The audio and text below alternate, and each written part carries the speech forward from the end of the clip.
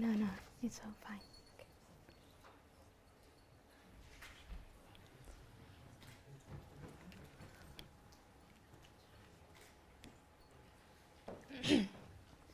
Hello, everyone. So, thanks for the kind introduction. Again, my name is Salma Takky, and I'm from Morocco. I am from Amazigh descent, and my parents were born and raised in a village in the Middle Atlas called Tazuta. In the village, there is a huge paradox between the natural resources and the human needs. People there lack or suffer from lack of education, healthcare, and infrastructure.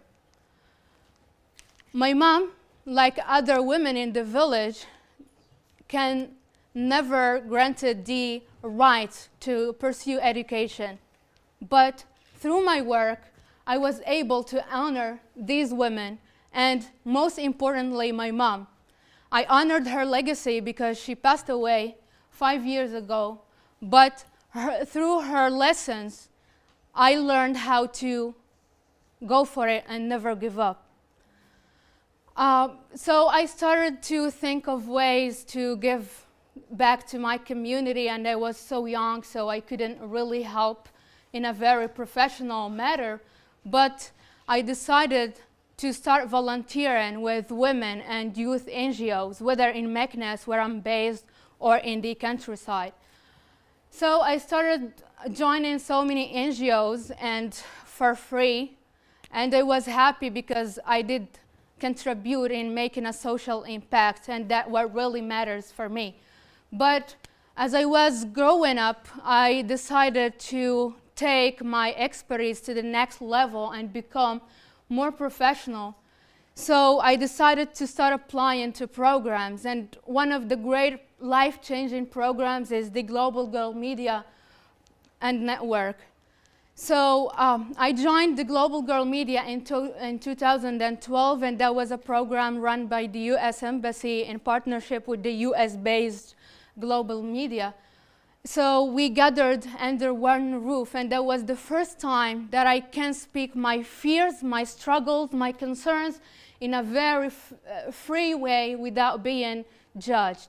And that was very important for me because that's where I learned to speak up my struggles. And I met 12 outstanding girls, and we went there bringing a bunch of concerns. And that was sensitive for us because it's not only our concerns as girls, but it's our community's concerns. And that was a sensitive issue because we're talking about other pains and traumas as well. It's not only a personal issue.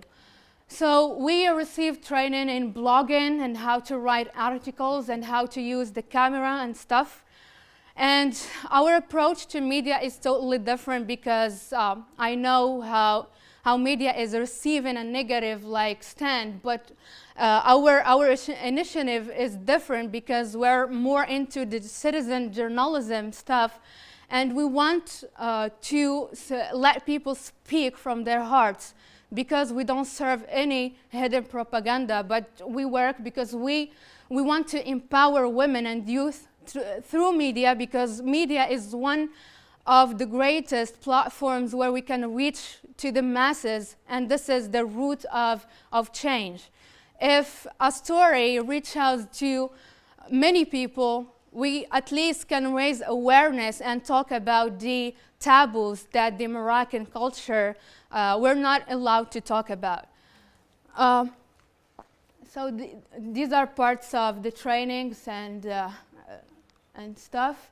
So we were more concerned about addressing questions of what can we do as individuals, but more importantly, what we can do as women, and what are the messages that we have to tell and stories that we have to share with people. But more importantly, we want to focus on messages that we can have to transmit to our children, because they are the future of leaders of the future. So as I said, we kept, after the program, we thought of ways of turning it into an NGO because this would facilitate the work and carry on. And even though we stopped the partnership with the U.S. Embassy, we carried on working on different stories. So we have, till now, we have produced and written more than 40 blogs and videos tackling social, cultural, and economical issues, mainly sexual harassment. And there was a documentary that was screened throughout the world and in American universities and around the world generally. And we talk also about education. We talk about child labor, child marriage, and violence against women. And these are important for us because I told you these are pretty much taboos in the Moroccan mindset, and through blogging or through video telling, we were able to make our voices heard. So the current initiative, we're trying to move it to the northern part of Morocco because we felt a huge lack of initiatives there. We generally initiatives focus on the center, but we turn the blind eye on the periphery. While these marginalized people should have a say, and we should hear them, and to give them an opportunity to talk is in itself a great way to contribute into making social impact. So we will be more focusing on rural girls and single moms because they are the most stigmatized segments in Morocco. So we will be reaching out to single moms and let them share their stories because they never did in Morocco. There is no blogs or no videos that reach out to single moms and let them talk. We always victimize them. Our philosophy in global girl media is that we don't believe in dichotomies, whether the center, periphery, or publics, or private, or men versus women, because we are all individuals, and these issues do matter us all, not only women, but all of us. And in the end, I want to say that we will carry on making social impact because this is our world and my voice. Thank you so much. I'll be glad. Thank you. Thanks.